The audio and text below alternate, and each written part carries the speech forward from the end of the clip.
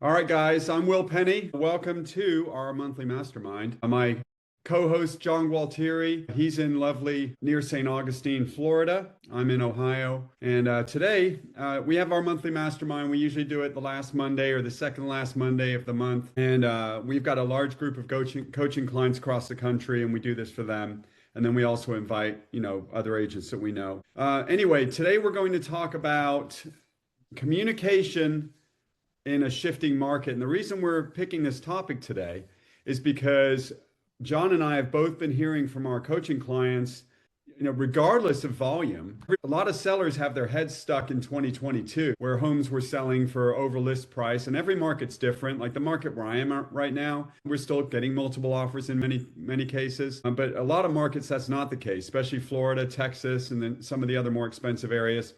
And so a lot of the agents simply aren't used to their muscles for communication have atrophied because they're used to just putting a house on the market, getting a bunch of offers, and then presenting those to the seller. And, there you go. So today we're going to talk about communication style, setting expectations with buyers and sellers so that we ultimately can have a good outcome for them and for us. First of all, the three communication styles that we typically use are texting, email, and then obviously phone. Texting, there's no such thing as tone in a text, so we have to be very careful with that. And oftentimes we end up getting misinterpretations on text, so we're going to talk about that. Email is often used, John calls it the currency of the cowards. Everyone's a keyboard hero, and it's very easy to be aggressive and rude and do things that you wouldn't do otherwise via email. To give an example, earlier in the year, I was supposed to list a house, a $700,000 house, and I've been in touch with them about every 2 weeks. Well, I was down in Florida.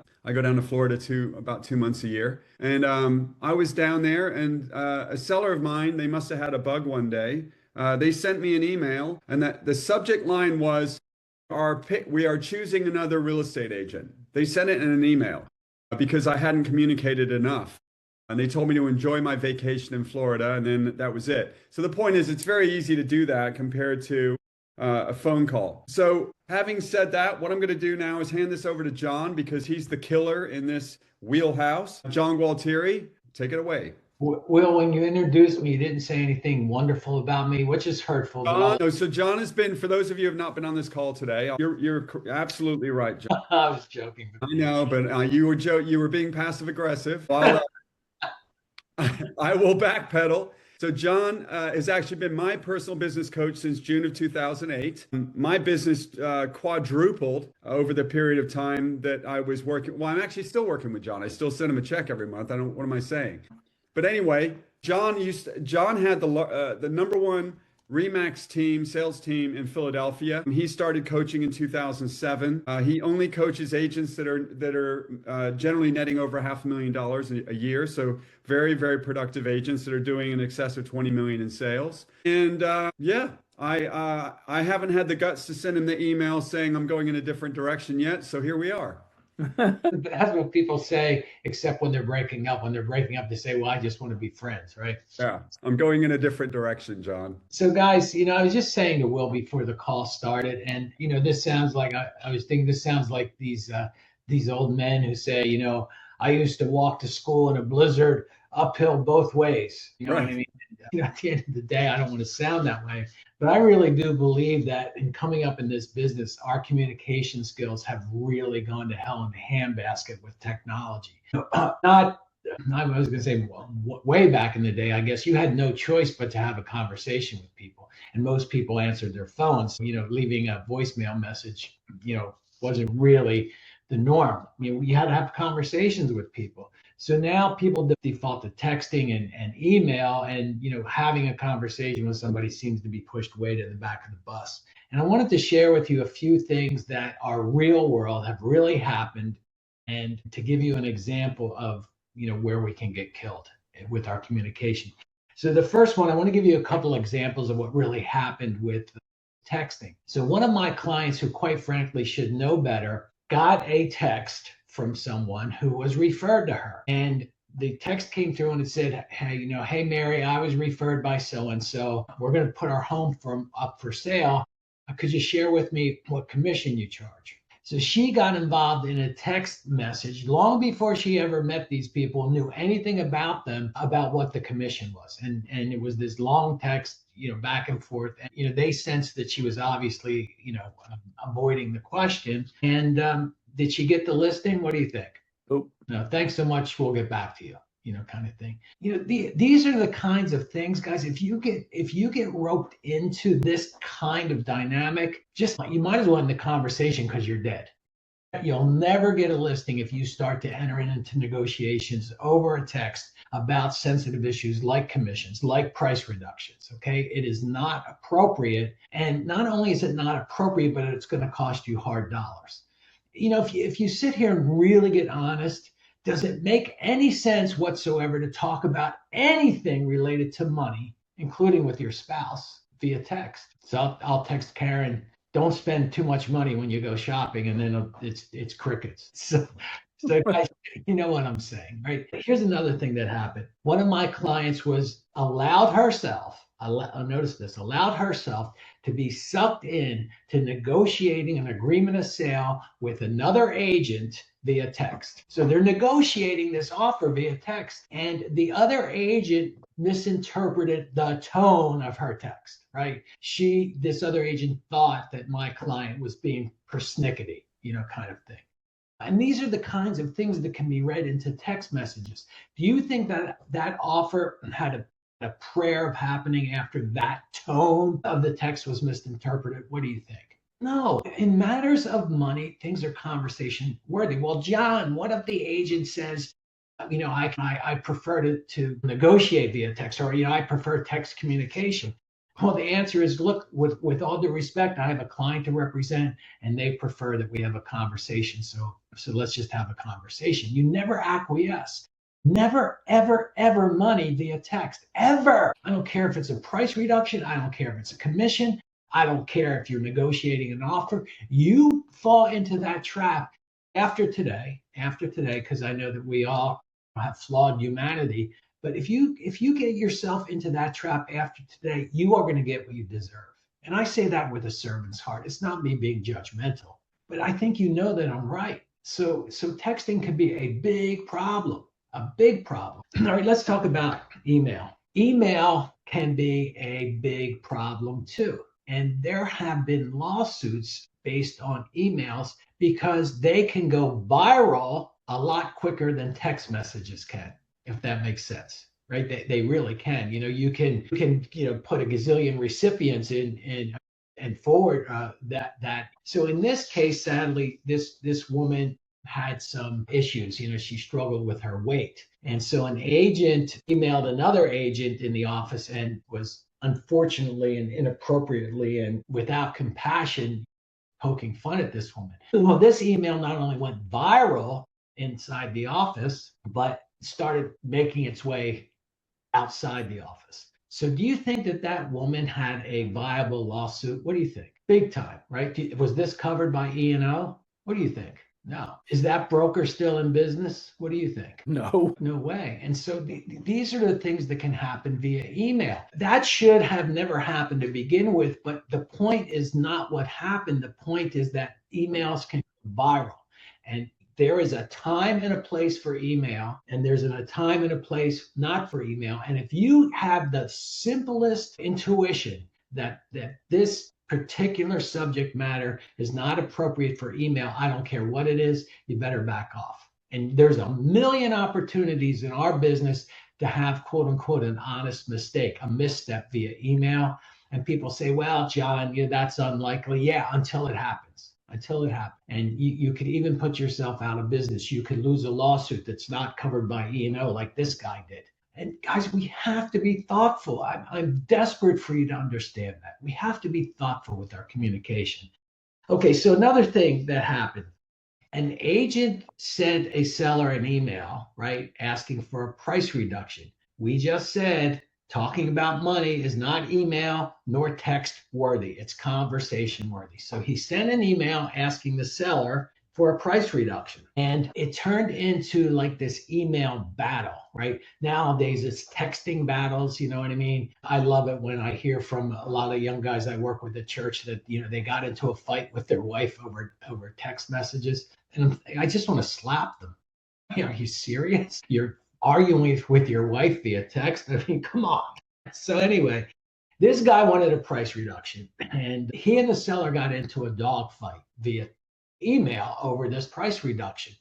And guess what? He got fired. The servers in offices belong to the office. They can look at your email anytime they want to. He lost his job, right? And this is what can happen. And of course, there was a tone to the other guy's email that the agent didn't like. This is amateur hour, guys. Seriously, we're supposed to be pros, and some things are conversation worthy. Well, John, I don't like conflict. I never have. Well, then find another business, because this business is inherent with conflict. It's just that you need to learn how to handle it, right? And you don't have to be combative, or you don't have to be ugly. There's this timidity on this end, and there's this aggressiveness on the other end. The middle ground is called calm, assertive energy. That's how we need to roll. Stephen and I don't know if Steve's still on the call. We were talking about that this morning, because he has a lot of listings that Will just described where, people think we're in the COVID market, right? And they're sitting and the people are motivated.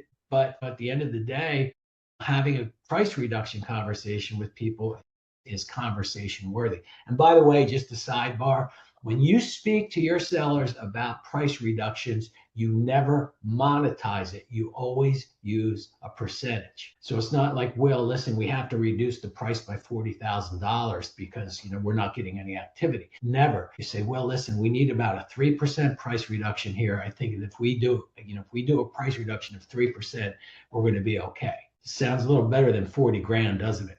So going forward, you always speak to sellers, and this is about communication. You speak to them in percentages of this current list price, not in dollars. $40,000. Are you kidding me, John? And then they proceed to negotiate with us. How about look, I'll meet you halfway. Let's do 20. And then you walk out of there, you think, well, at least I got a $20,000 price reduction. You got nothing.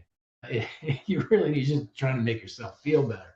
Okay, John, let's talk. I want to add something. If anyone on here is saying, no, I don't like that idea of percentages, imagine you sell a $300,000 home and you get 3%, which is $9,000. Imagine if you had a representation agreement with your buyer that said $9,000 instead of 3%. And imagine if you put on the purchase agreement $9,000 instead of 3%. Even though they all know what it is, no one's ever going to think we're worth that amount when you actually make it a dollar amount. It's always percent. I found it's always percentages. So last thing, conversations with people. Real estate agents, by and large, are victimized by their need to talk too damn much. And when I was a kid, I lived in the Philadelphia area, and we used to call it down the shore. We used to drive to the New Jersey shore every year for vacation. And being the studious scholar that I was when I was 7 years old, I used to read comic books. I don't know, does anybody know what a comic book is anymore? I used to read comic books on the way to the Jersey shore. And there was this one comic book, Richie Rich, right? I promise I'm going somewhere. Richie Rich was this rich kid, right? And his father's name was Daddy Warbucks. And so Daddy Warbucks was going to buy this robot maid to take care of the house. So the salesperson came over to sell Daddy Warbucks this maid, right? And you know what the salesperson's name was? Mr. Yakety Yak. Okay. And we are so used to telling people stuff and educating them that we constitutionally are incapable of listening when we do that. And Will knows this story, and maybe Jill and Stephen know this story. So you guys can turn off the audio. But I have a client, and he called. I had a coaching call with him on a Monday. He went out on a $2 million listing appointment, which was a very sellable listing in his marketplace. And he said to me that Monday during our call, man, I got along so well with that seller. I would be shocked if I didn't get that listing. And I thought to myself, there's the kiss of death right there. Tuesday, the next day, my phone rings. I see him on the caller ID. And I picked up the phone and I'm like, hey, what's up? And he said, John, I'm just like so despondent. I didn't get that listing. And I said, so obviously they listed with somebody else. And I said, look, man, I've been in your moccasins. It always sucks. And I'm not going to pretend like, gee whiz, keep your chin up. It's unfortunate when that happens to us. I said, but why did the seller list with the other guy? And he said, well, I asked him that. And this listing apparently had like 2 acres around it with a fence, and the fence was deplorable. It was falling down, and it was galvanized mesh, and that was rusted. You get the idea. So the seller said to him, well, look, Jim, the other agent told me to just throw the fence material in a dumpster and get rid of it. You told me to spend 40 grand for a new fence, right? And I just felt like, that was a little aggressive amount of money. So I said, okay, so what did you say to the seller, right? Not what did you ask the seller, because I knew he didn't ask the seller who. I said, what did you say to the seller when he said, what do you think I ought to do with this fence, Jim? He said, well, I told him kids, the pets could wander on there, pets could wander off, he really needed to have a fence. What if the people wanted to put a pool? They would have to, and on he went. Again, the guy was feeling badly. I didn't want to kick him while he was down, but there was only one response to that question. We're talking about communication. You do not, under any and all circumstances, engage in self-aggrandizement by educating the seller on how much you know. Okay? That's the kiss of death. There's only one response. Hey, what do you think I should do about this fence? Hey, great question. Before I move in, before I weigh in, what are you thinking? I just want to throw it on the dumpster. Yeah, that's a great idea. Okay. And the guy would have been over there. He would have probably gotten the listing agreement. But one communication move that was disempowering, he lost a lot of money. And by the way, guys, if a seller ever asks you, should I do this? Should I do that? The question is, before I weigh in, what are you thinking? Right? Find out what's behind that curtain. It's when we engage in self-aggrandizement behavior because we want to display our vast knowledge, we will lose much of the time. Maybe not all the time, but much of the time. Find out what's behind the curtain. It is a fundamental of communication. You find out what's behind that curtain before you weigh in.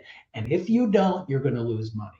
If you verbally throw up on somebody with the personality of an engineer, right? That type of detail, they're going to shut down on you. Be smart, be patient, be thoughtful. Speak 20% of the time. And when you're speaking, you ask questions. And I am very, very passionate about this because I don't want you all to lose money. And you can lose money when you educate and tell people things. Now, if somebody asks you what time it is, don't say, well, that's a great question. Why did you ask me that? Concerning negotiations with another agent. Okay, now let's just say we're doing at least half right. We're having a conversation with the other agent, and we come to an impasse, and we don't agree on something. So what agents do by and large is they become victimized by their need to be right instead of being victimized by their need to get paid.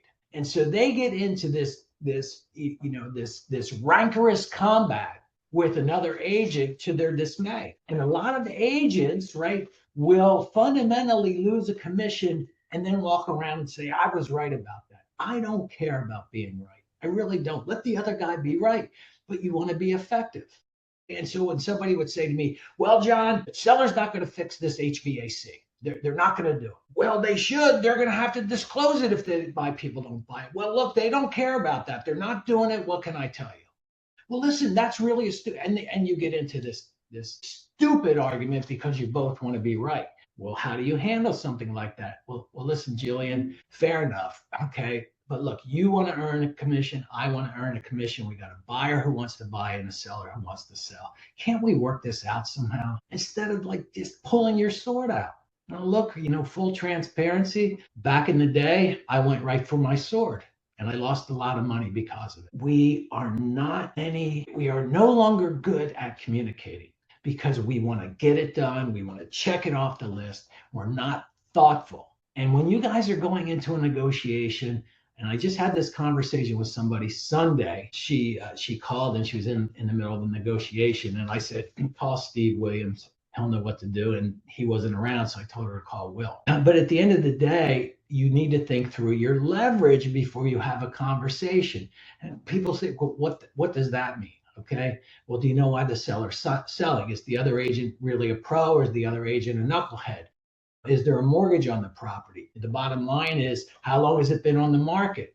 On it goes. No, we just rush to present the offer. And in the process, we communicate in a manner consistent with not knowing what's going on and not knowing our leverage. That's really smart. My coach tells me, and he's still my coach longer than Will and I have been together, at the end of the day, sitting down and thinking through things with a legal pad and a pen is deliberately thinking is the hardest work on the planet, which is why so few people engage in it. Right. So fools run where an agent fears to follow. People who talk and talk and talk in our game and don't listen and don't ask questions, not smart. People who use the currency of cowards, call email to get a price reduction, well, that's going to be effective. People who negotiate commissions over texting, very, very good. You get an A+. Guys, you get what I'm saying, and you have to be thoughtful about this. It's not going to happen overnight. So, Will, I'm going to hand the microphone to you. So what we're going to talk about next is that before I say this, I understand that clients want to text, okay? I've been in this business for a long time, and I'm not old school when it comes to communication. I don't mind texting at all. It's efficient and easier a lot of the time. But I know a handful of agents in my market, they actually say, I will not talk on the phone. Anything you have to say to me, you can say via text. All right. So I'm just simply here to say, I'm going to go over some things that if you do, especially if we're in a shifting market, but it really doesn't matter. Here's what we have to think about. The reason that AI isn't going to replace us anytime soon is because of emotion. Feelings. Every transaction we have, somebody gets grumpy over something, something's not going someone's way, and that's why we have jobs. It's rare that transactions go smoothly from start to finish, and that is to our benefit. That's why we are anchored in this business, and that is why 90% of consumers still choose to use us, not because we're gatekeeping. People choose to use us, and they use us because of the complexity of the transaction. So you have to think about why they use this in the first place. So when we start using, hang on one second. If we start using texting and email because we want to make our job as efficient as possible and as modern as possible, when things get tense, that is the time where we need to think about, is this really in our best interest? If you make texting your default form of communication, regardless of what's happening in a transaction, I'm sure that if any of you are on this call where that is your preferred means of communication, then you've seen that it doesn't always go well, right? And the problem is we're in a very fast-paced world. We're sending, in our market, we use dotloop. I know some markets don't use dotloop, excuse me. But everyone uses some sort of a signature program. So we are rushing we're rushing paperwork to someone. Oftentimes they're signing it just on their phone, and there's not conversations around it ahead of time. Agents aren't putting in the loop notes, like highlighting every step along the way, like the high points in the transaction. They're just sending it over to get it done so it can be done quickly. And I think we could all agree there's been many a deal that has gone sideways, especially from the buyer's side, because the buyer felt rushed and we didn't understand what was going on because we text and we email. So if you're using texting as your default communication and you're not thinking it through and you're not using context around certain subject matter that should be only conversation worthy, then as the market contracts, because it's not a matter of if, it's when. Most markets across the country have already started swinging towards a buyer's market. In our market in Akron, Ohio, it is still predominantly a seller's market.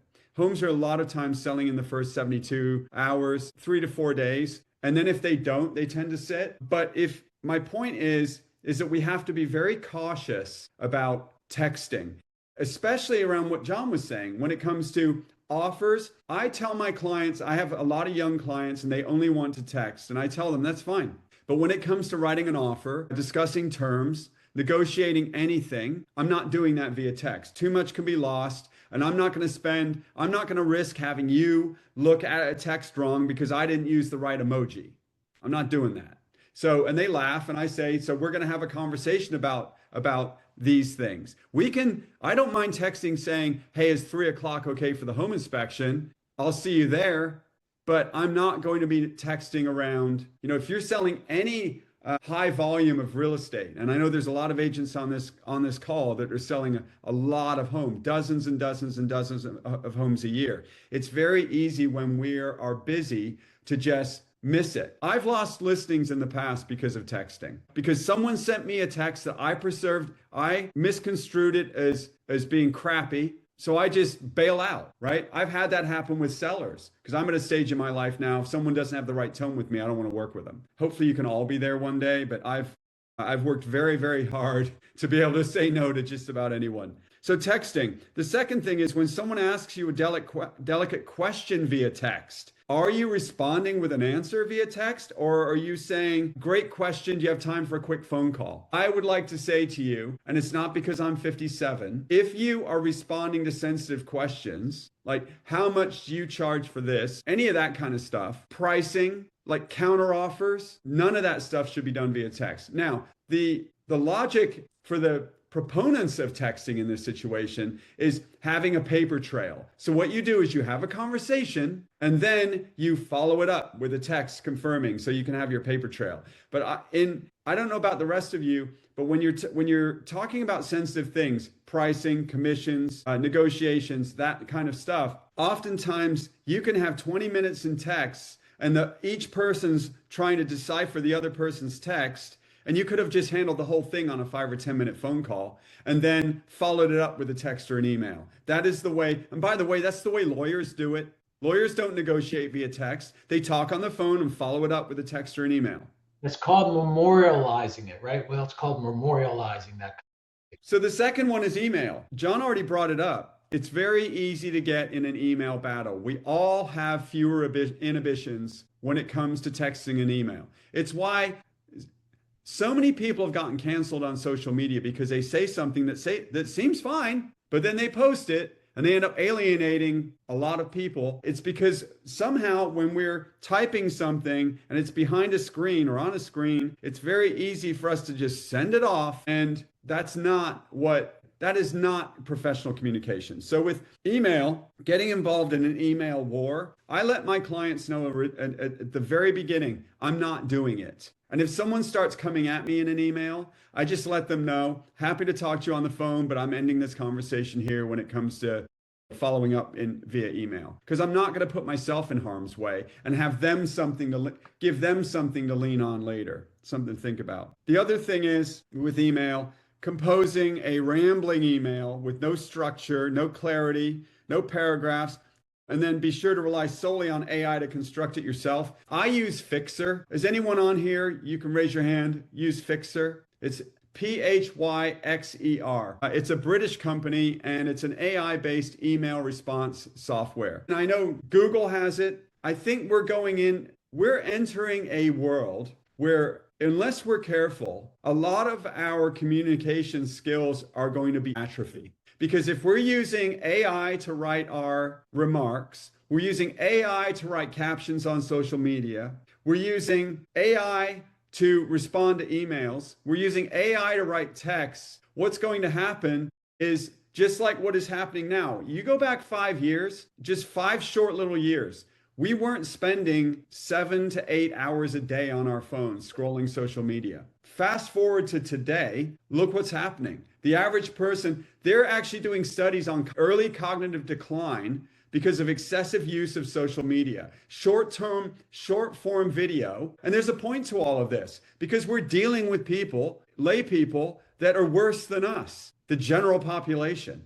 And if they are suffering from early onset cognitive decline because they're doom scrolling all night long, and by the way, they are. I know grown-ass men my age that are gamers and they're doom scrolling on TikTok all night long. But that's fine if that's what they want to do. But keep in mind, those are the people who are your clients. So if you've got someone whose brain is turning to mashed potatoes, do you really want to get into some sort of a rambling text battle with them? So all I'm saying is be very, very careful with all of this technology so that you can write quick emails or respond quickly. Because at the end of the day, we're earning sometimes tens of thousands of dollars for the privilege of being involved in a real estate transaction. And we're oftentimes making over $1,000 an hour in that process.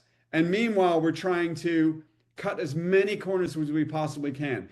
And if we look at human behavior over the last 5 years, if we continue buying into all of this stuff, what are we going to look like 5 more years from now? All right.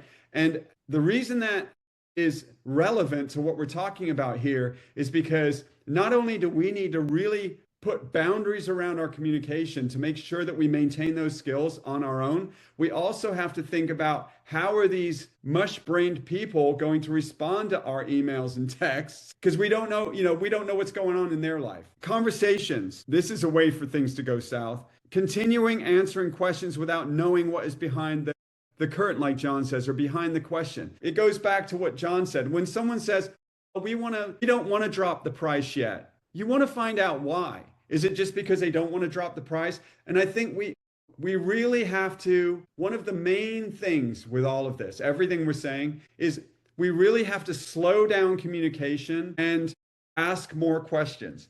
I went to a communication class once, and they said, when you go on a listing appointment, you can't say anything about yourself until you ask 3 questions. So you have to preface everything before you do anything. You have to ask 3 questions. And then when you say something next, you have to ask 3 questions, because the person who asks the most questions controls the conversation. And when someone asks you, how much will you take? What is your fee? We don't want to drop the price yet. We're not interested in that offer. I think we really need to start asking more and more questions to get to the bottom of what their real motivation is. And I think you'll have a much better outcome, because a lot of times they're taking a stand with you because of emotions. And especially if you're getting emails and texts from people. I gave away a $400,000 listing once because I had helped this guy buy a house. And during COVID, I went over to his house in 2020. He wanted to sell it. And he made me sit on this ratty old Cleveland Indians fold-up chair that had cobwebs all over it, 10 feet away from him. And then COVID had gone to his head, I think, in terms of he hadn't been around people. He's working from home. Well, he was moving to St. Louis, and his company, they used Cartus. And Cartus wanted me to do this stupid market analysis with all of these reports. And he was very non-committal on whether he was going to use me. And I was getting angry about it because I had helped him buy the house. He'd been to all my client events, and I felt hurt because of the way he was talking to me. So 2 nights later, I had gotten an email from Cartus saying, when are you going to send us this report? And I had texted the buyer, his name was Dan, or the seller, his name was Dan. And I said, hey, Dan, before I do this report, any chance you could tell me, or are we working together? He said, do you want to do the report or don't you? That was his response. So I took about 10 seconds and I texted him 2 words, I'm out. Now, I have thought about that text for the last 5 years, because what I should have done is said, hey man, do you have time for a quick phone call? Because if I would have called him, I might have found out that he was drunk. I might have found out that he had a headache. I might have found out that he had a really bad day. I might have found out that he just had a fight with his girlfriend. I might have found out that he came home and found a leaky faucet, or any other 150 things that could have gone wrong that made him send me a text. Instead, I responded in kind and lost 3% of $400,000. All right. So we need to think about that stuff, is all I'm saying. Allow the other party to control if you allow the other party to control the conversation versus preparing for the conversation and controlling it yourself by asking questions. Again, one of the biggest mistakes we can make as real estate agents is just telling. And by the way, I'm a teller, as you know. I love just talking at people and seeing if I say it long enough and repeating it enough times that they'll just collapse on the floor and agree with me. That is not good communication style. Finally, negotiating with the other agent who is victimized by their need to be right, and I'm victimized by my need to be right. And we forget about we're trying to work together to get paid. Because at the end of the day, having happy clients, happy outcomes, and getting paid are really the only 3 reasons we do any of this. And I don't know I've sold about 3,000 houses. I was involved in 128 transactions last year. And I don't particularly enjoy a lot of it. But all I want is for my clients to be happy, have a good outcome, and get compensated. And if you've got a combative agent on the other end and they're just throwing these texts at you, I think that what you really need to do is pick up the phone or ask them, say, hey, you need to take control of it and think about, if I keep moving at their pace and I respond in kind, this thing's going to blow up, because they're going to take everything that I'm saying back to their seller, and then I'm hurting my buyer's position in this transaction. Okay. So that is what I'm saying here. John, do you have anything you want to add to that? No, well, I just want to just take the hit for you losing that top 12 grand, because I never had said any of this stuff to you before that. So it's partially my fault, even though it happened just a couple of weeks ago. No, I'm joking. And it was almost 6 years ago. But I screwed up completely, because ever since then, by the way, if I get a text like that, I never respond to it. I don't respond to it. I usually just say, hey, do you have time for a call? Or I just don't respond to it. If I get a text, I just either don't respond or ask to have a call, because if we respond back in the text, nothing good is usually going to come from it, unless you just agree with them. So, so you want me to jump in, Will? Well, according to the outline, it's got John written in red, so I think it's your turn. And big font. So, so guys, look, we just did all the principles. Okay, let's just do some practical stuff here that you can take out in the marketplace and use. And this stuff is money. Okay. Has anybody ever heard of the rule of threes? The rule of threes. Anybody? You better raise your hand, Jill and Stephen and Will. So the rule of threes is a rule that all great communicators employ.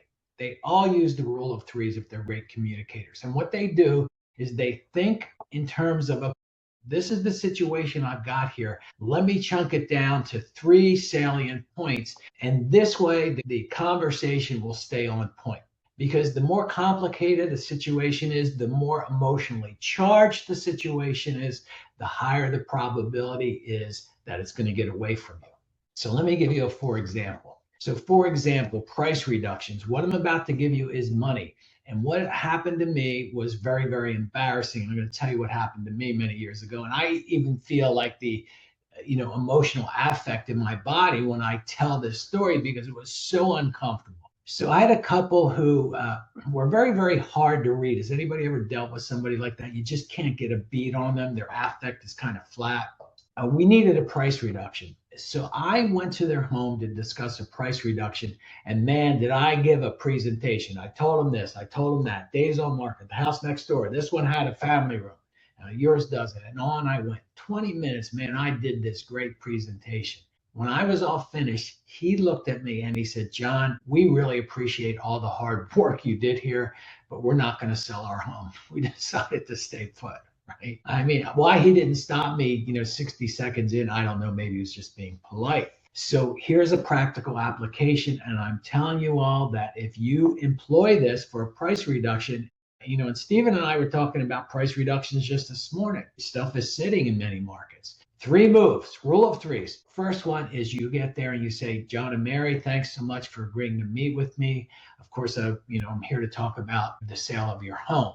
Number 1, when you first hired me, guys, to do this job, it was because ... Has anything changed there? Maybe they're not moving to Arizona anymore, right? Meeting's over. Has anything changed with your situation?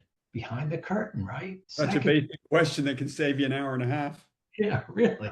Or a lot of embarrassment, as it was in my case. Second question is simply this. John and Mary, when you put your home on the market, you seemed fairly motivated to get to Arizona. Has anything changed there? Look, motivation waxes and wanes. It could have gone up. It could have gone down. I've had people say to me, look, man, we need to move yesterday. Or they've said, we're just thinking that, or they'll say, no, right? We're still in the same place. But you want to know that if their motivation has waxed or waned, don't you think it might affect how you're going to present when it comes to talking about a price reduction that is framed in terms of percentages? Has anything changed? Has your motivation changed? Third of the rule of threes. And this is where we have to be prepared to take a hit. John, Mary, listen, obviously we haven't been getting a lot of showings, let alone an offer. Could you share with me why you believe the home hasn't sold. Well, they might dump on you. Well, you're not doing your job. Da, da, da, da, da. Let them get that out of their system, because if it's not out of their system, you don't stand a prayer. Believe me. Okay. And you want to just let them vent, and then you'll say, look, guys, I really am truly sorry that you feel that way. Could you share with me specifically what it is that I'm not doing that you want me to do going? And sometimes they say, well, it's overpriced. Sometimes they say, I have no idea. Sometimes they say, well, we just haven't found the right person yet. You get the idea. But those are the three moves, the rule of threes. Has anything changed? Has anything changed with your motivation? Why do you believe your home hasn't sold? Who is in control now when you are asking those questions? Not them. You are. They're not even going to see you coming.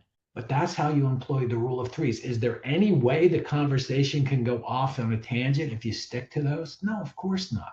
So that's money. And let me tell you something else that's money that just happened last week. I have a client in Philadelphia. He and his brother own a huge commercial construction company. And, they build high-rise condos. They just finished a Target store. You get the idea. And somebody owed him $1 million, $1 million, literally. And so there was going to be a meeting to take place on Thursday. And I said to him, okay, we're real clear about the outcome. Sometimes people aren't the outcome. Is you want to walk out of there with a check, right? I said, so tell me what you're thinking. And he went off, right? I'm really pissed off at these people. I'm going to go in there. And he was telling, I'm going to demand my money, blah, blah, blah, blah, blah. And I said, okay. I never say, are you done? I said, do you have anything else to add before I weigh in? And he said, no. I said, so if you want to do that, plan on walking out of there without a check, and furthermore, not seeing it for the rest of your life, unless a judge, orders it. That's never going to happen. He was utterly unprepared for a meeting like that. And look, it could be $1 million. It could be 10,000. It doesn't matter. So my clients have heard me say this. First rule, exquisite preparation. Exquisite preparation. Well, what does that mean? Is you sit down and think through it. What questions should he be asking, right, at that meeting? I'm not going to go into it because it doesn't matter, but he should be asking some questions. One of the questions is, look, guys, obviously, this money has become a point of contention, and I don't want to be combative, but, are you unhappy with the work? Is there a specific reason why you don't want to pay us? It's a great question. Great question. Going in there and throwing your weight around, good luck, right? People will fundamentally shut you down and meeting over. By the way, he did walk out with his money. Okay. And I told him he owes me lunch at the convenience store. So exquisite preparation. You think things through before you get there. Number 2 is exquisite timing.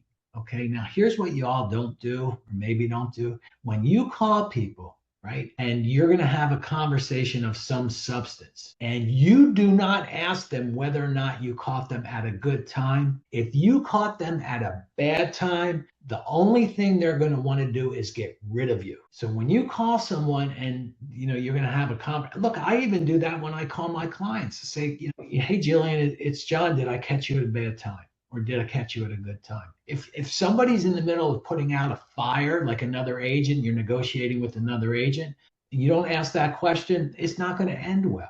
So it's exquisite timing. You don't call somebody, right after, God forbid, they buried a loved one to talk about a price reduction.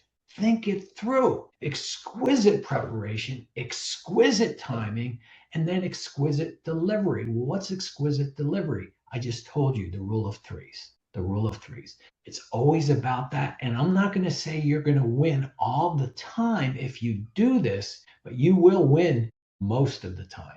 Most of the time. I found that to be true. And guys, here's what I'm going to share with you. And again, I'm not engaging in self-aggrandizement. First of all, I did not take listings where there wasn't sufficient motivation. If somebody, just wanted to put their home on the market $1 million overpriced to see what the market would bring, I'd refer that person to somebody I didn't like. You get the idea. But at the end of the day, 95% of my listings, 9.5 out of 10 sold every year because of the stuff I'm sharing with you. This presupposes motivation. Now, that's a track record that's really hard to beat, but it was because of the stuff I'm sharing with you, which I learned from having gotten my ass kicked.